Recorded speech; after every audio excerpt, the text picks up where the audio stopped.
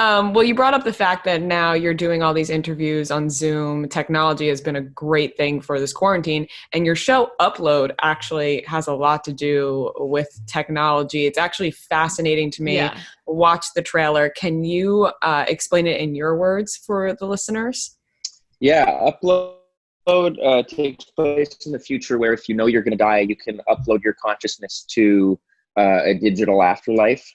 But it's not heaven. It's essentially a digital afterlife run by different corporations. And my character Nathan is a coder who's a little bit shallow and a bit of a douchebag.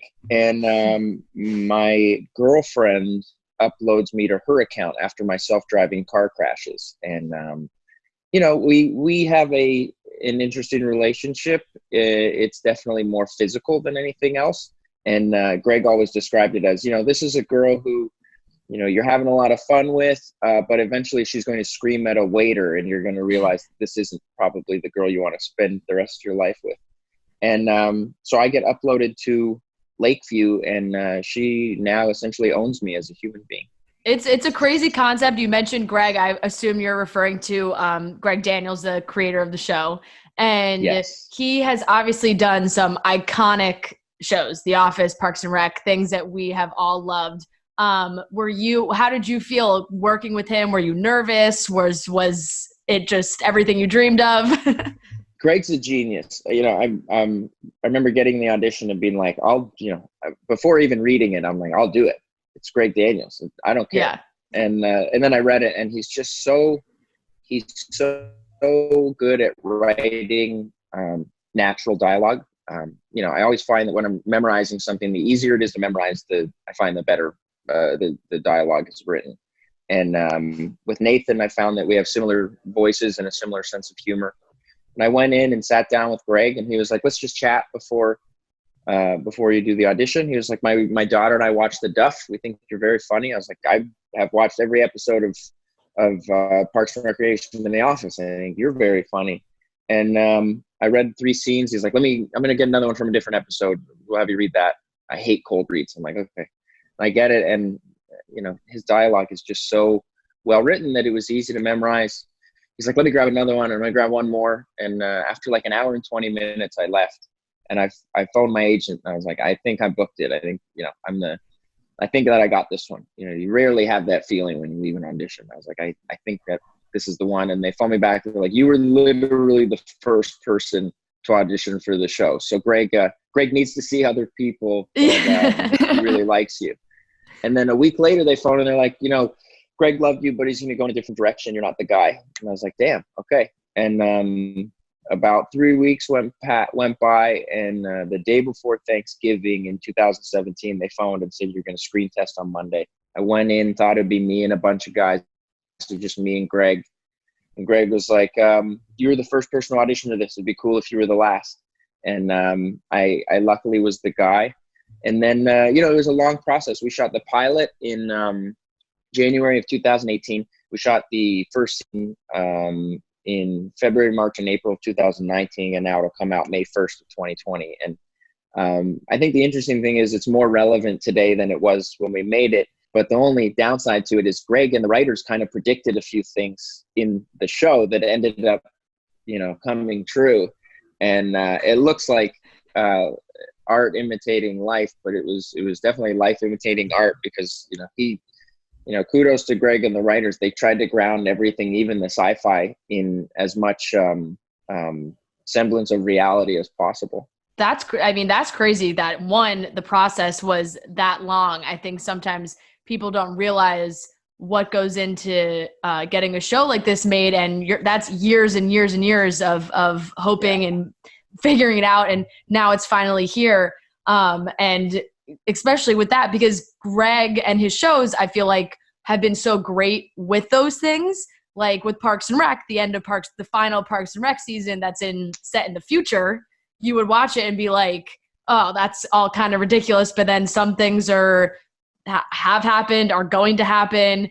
And he just has a great sense of that stuff. But wow, I'm shocked that it has been such a long process. And I also love that he brought up the Duff because I have watched the Duff probably close to 50 times, maybe maybe more, maybe less. Thank you.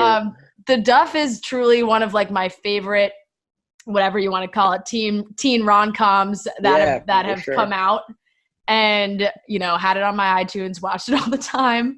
And what I want to ask you about that movie, because did that book, I also love the book. And I want to know if you had heard of the book before you did the movie or vice versa.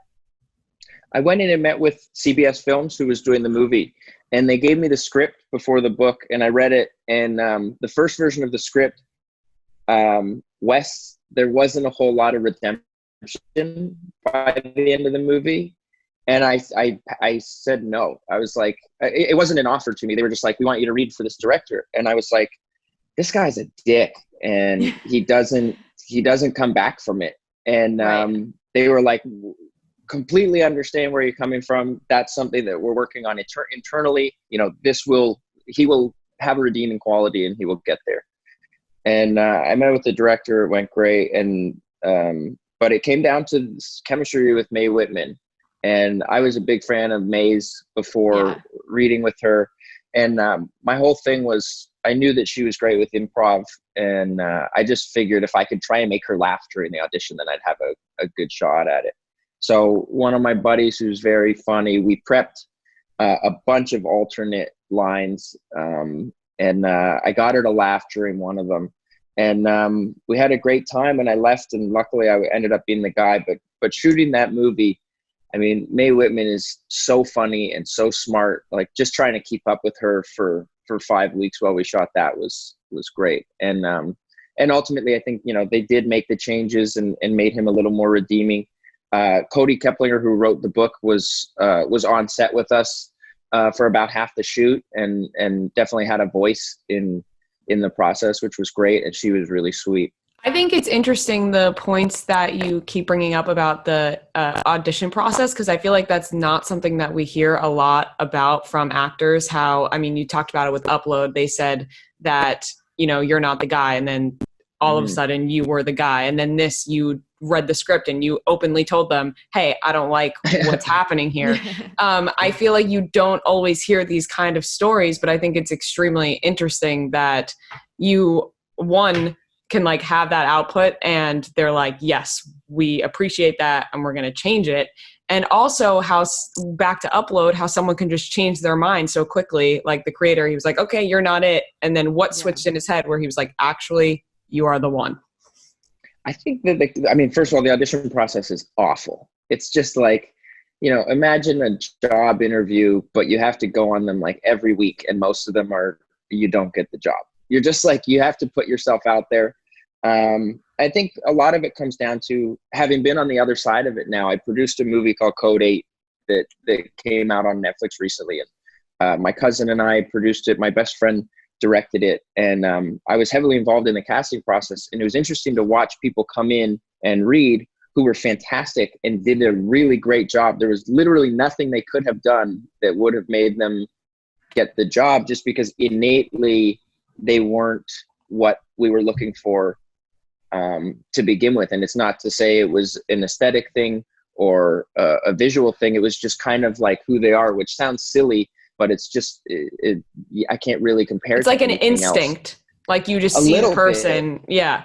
Yeah. And, you know, you hear that as an actor, they're like, they really loved you. You just weren't the guy. And you're like, what? Like, tell me, you know, direct me and I'll try and change that. And then after being on the other side of it, I'm like, I get it now.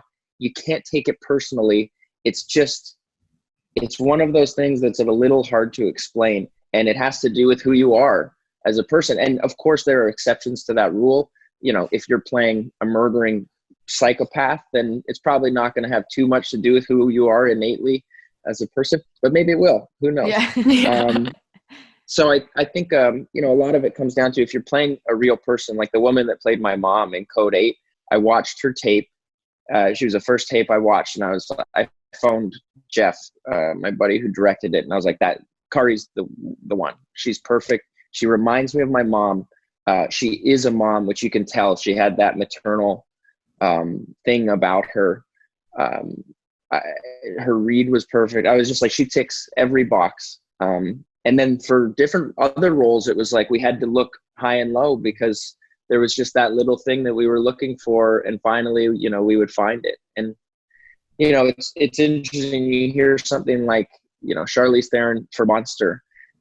She had to lobby to the studio to be like, let me do this. I can do this. And they're like, you're way too beautiful. And she's like, let me do this. You know, we can change the way I look. And I think she won the Oscar for it. She was at least nominated, but I think she won. So, you know, there's exceptions to the rule, but you kind of have to be Charlize Theron to be given that opportunity. You know, most people say, well, let me do this. And they're like, you're not Charlize Theron. Yeah, exactly.